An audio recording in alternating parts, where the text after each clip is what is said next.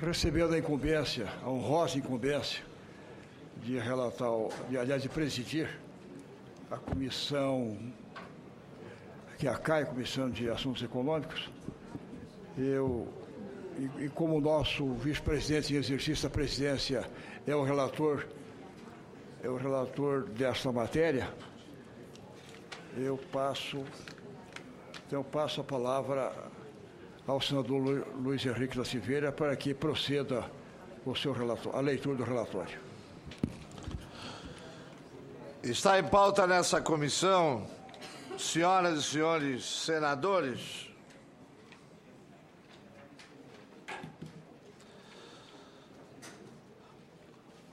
o projeto de lei da Câmara número 32 de 2014,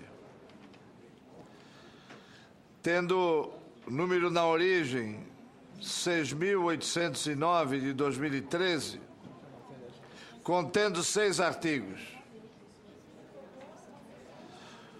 O artigo 1º reabre por 90 dias contados da publicação da nova lei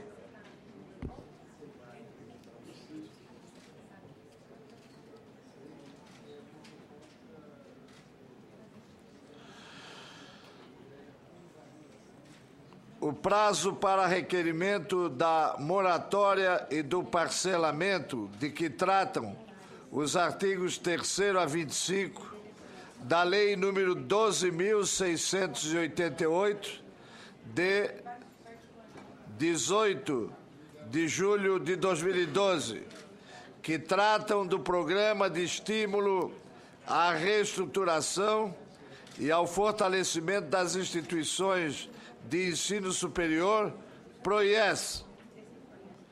O parágrafo 1º deste artigo determina que as mantenedoras das instituições de ensino superior que tiverem pedido adesão ao programa em deferido poderão apresentar novo requerimento no prazo previsto no caput do referido artigo. Já o parágrafo 2º estabelece que o referido prazo não se aplica às referidas instituições que tiveram o pedido anterior deferido.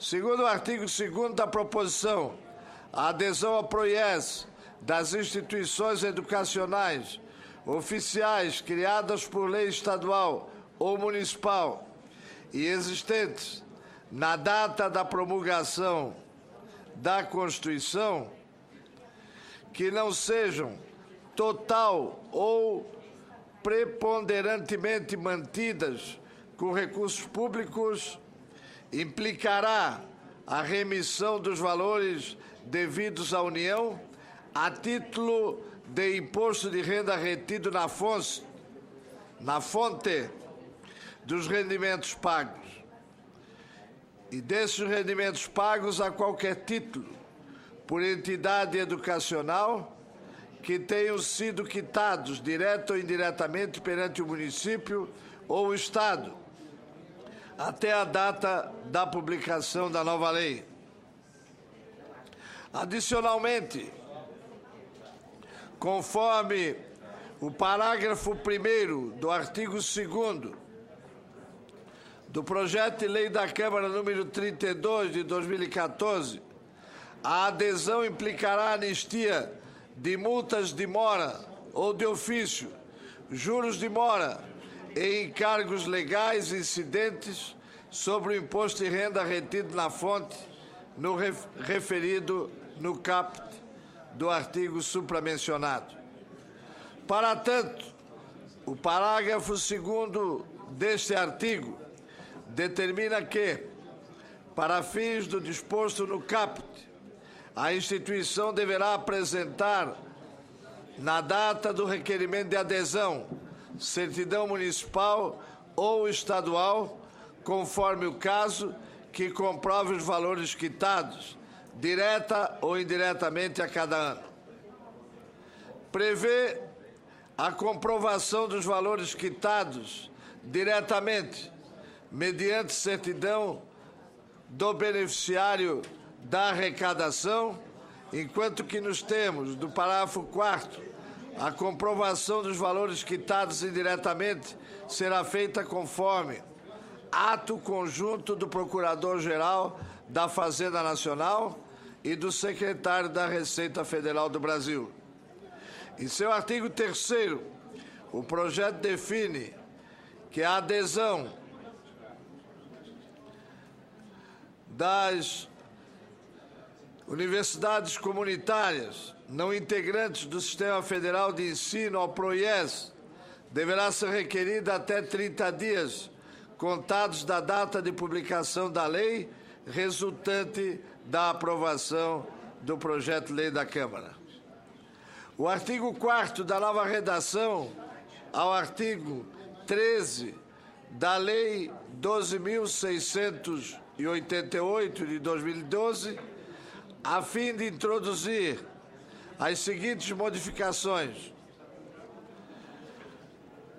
Os certificados de emissão do Tesouro Nacional emitidos pela União na forma de títulos da dívida pública, em contrapartida às bolsas PROIES concedidas pelas mantenedoras das instituições de ensino superior referidas para estudantes de cursos superiores não gratuitos e com avaliação positiva e que podem ser usados para pagamento de até 90% do valor das prestações mensais de débito de moratória, não mais deverão ser nominalmente. Parágrafo 7º. Os referidos certificados serão emitidos em favor do Fundo Nacional de Desenvolvimento da Educação, FNDE, sob a forma de colocação direta ao par, mediante solicitação expressa do FNDE à Secretaria do Tesouro Nacional. A Secretaria do Tesouro Nacional resgatará, mediante solicitação do FNDE, os certificados utilizados para a quitação da parcela das prestações de débito de moratória acima referidas, na forma e condições que vierem a ser estabelecidas pelo Ministério da Educação e pelos Ministérios da Educação e da Fazenda. Por sua vez, o artigo 5º da proposição altera o artigo 3º da Lei número 5.537, de 21 de novembro de 1968, que cria o Instituto Nacional de Desenvolvimento da Educação e Pesquisa, INDEP, para introduzir entre suas competências a de operacionalizar a custódia, a movimentação, a desvinculação e o resgate dos certificados financeiros do Tesouro Nacional para fins de implementação do PROIES. O artigo 6º do supra-referido projeto dispõe que a lei dele resultante entre em vigor na data de sua publicação. De acordo com a exposição de motivos que acompanha a proposição original do Poder Executivo, o propósito do governo federal é dar condições para que as entidades de ensino superior em grave situação econômico-financeira continuem suas atividades, mantendo os níveis de matrículas, a qualidade e aumentando a oferta de bolsas, além de recuperar os créditos tributários da União. Gostaria de salientar que somente em Santa Catarina foram constituídas pela força das comunidades 15 entidades de ensino superior que têm uma característica absolutamente diversificada, disseminada pelo território nacional e atomizada em 52 campi que compreendem toda a área territorial do Estado. É um projeto, portanto, da maior relevância, da maior importância, que viabiliza financeiramente essas entidades, que foram constituídas pela força da comunidade. Eu gostaria de salientar, inclusive, que as instalações do campus da FURB, da Fundação Universidade da região de Blumenau, que acaba de completar 50 anos, foi construída com recursos que fluíram de rifas vendidas em todo o território do município e da região, o que representa um grande esforço das populações catarinenses no sentido de ter a sua universidade. Como nós só temos uma universidade federal e uma universidade estadual, o interior do nosso estado não era contemplado com o ensino superior. Os jovens tinham que migrar para outras cidades e para outras regiões do estado. Por isso, as populações dos municípios, dos 295 municípios de Santa Catarina, realizaram essa grande empreitada, esse grande esforço, um esforço que fluiu de baixo para cima e do que resultou a maior estrutura universitária descentralizada deste país. Na verdade, o governo federal socorre as universidades comunitárias catarinenses de forma a reconhecer que esse é o melhor modelo de expansão do ensino superior no território nacional. Modelo que já se espraiou para o Rio Grande do Sul, para o Paraná e até mesmo no Nordeste. Nós já vivenciamos experiências nascentes de descentralização do ensino superior realizadas à semelhança da catarinense. Hoje, Santa Catarina tem uma situação diferente dos demais estados. Não há concentração populacional na capital. A população é distribuída por todo o território e em todo o território se criaram polos diversificados de desenvolvimento que são apoiados por essas universidades. Por isso, sem mais delongas, eu gostaria de submeter às nobres e aos senadoras e aos nobres senadores esse projeto, pedindo o acolhimento de todos pela relevância do mesmo, já reconhecida em todos os fóruns da educação e agora com a chancela desse projeto pelo governo federal, pela mensagem enviada pela presidenta Dilma Rousseff.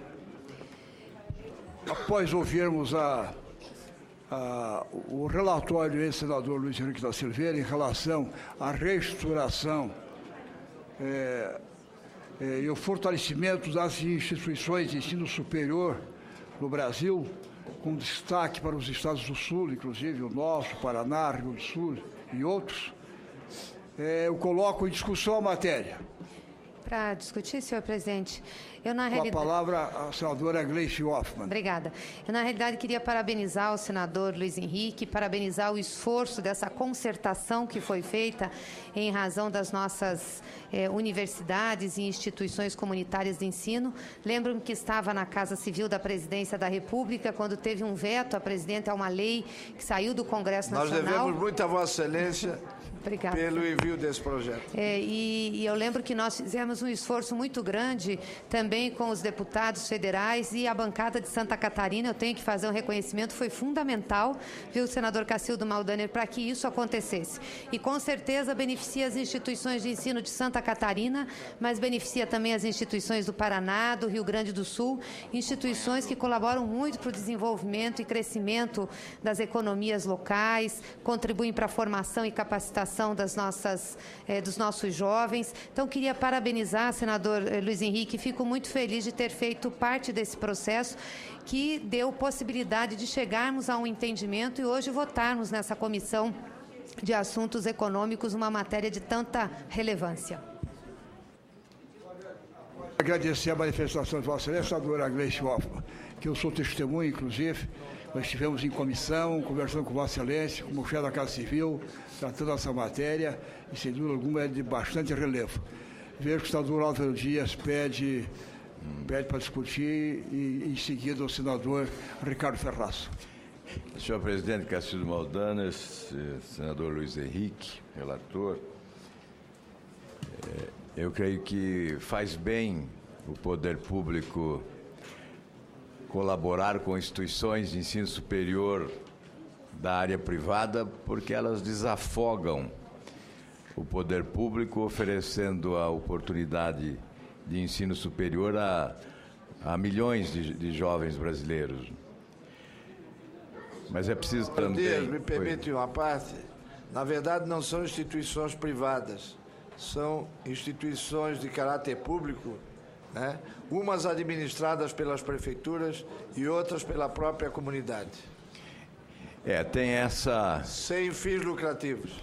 Exatamente. São entidades que prestam serviço, embora administradas pelo setor privado, quando se trata de comunitárias, né, através da sociedade. Então, tem essa característica que é uma colaboração privada ao setor público indiscutível e necessária.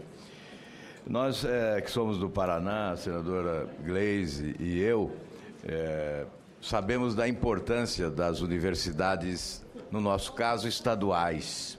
São grandes universidades estaduais, localizadas estrategicamente no interior, transformando regiões, modernizando regiões e sustentadas pelo imposto pago pelo povo paranaense, ou seja, pelo governo estadual. Tem um peso importante no orçamento do Estado a manutenção destas universidades estaduais.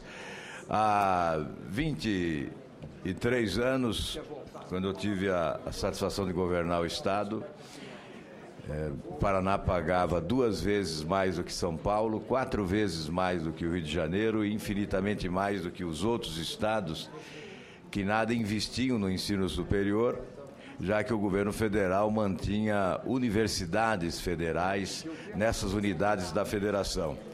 E sempre nós questionávamos que havia um desequilíbrio, que não havia isonomia na distribuição dos recursos federais, que o Paraná era sacrificado com essas universidades. Isso há mais de 20 anos e nós continuamos da mesma forma, mantendo essas universidades. Elas cresceram, instalaram campus e aumentaram. Hoje são cerca de 136 mil acadêmicos estudando nessas universidades estaduais, sendo que 97% deles no interior.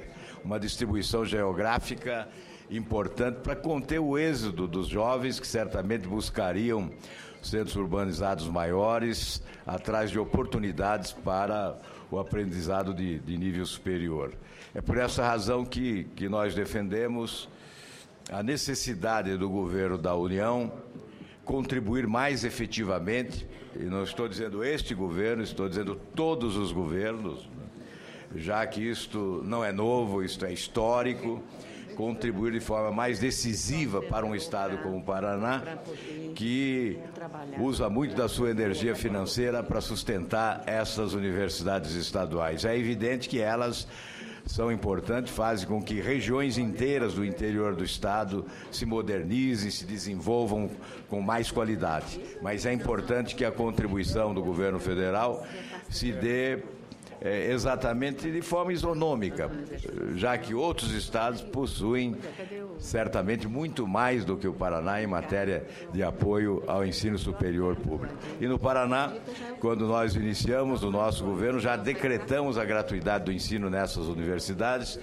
porque elas eram, embora estaduais, eram mantidas pelos acadêmicos, que pagavam mensalidades como se fossem universidades privadas. E com a posse no governo, nós decretamos a gratuidade, o que certamente onerou mais o poder público,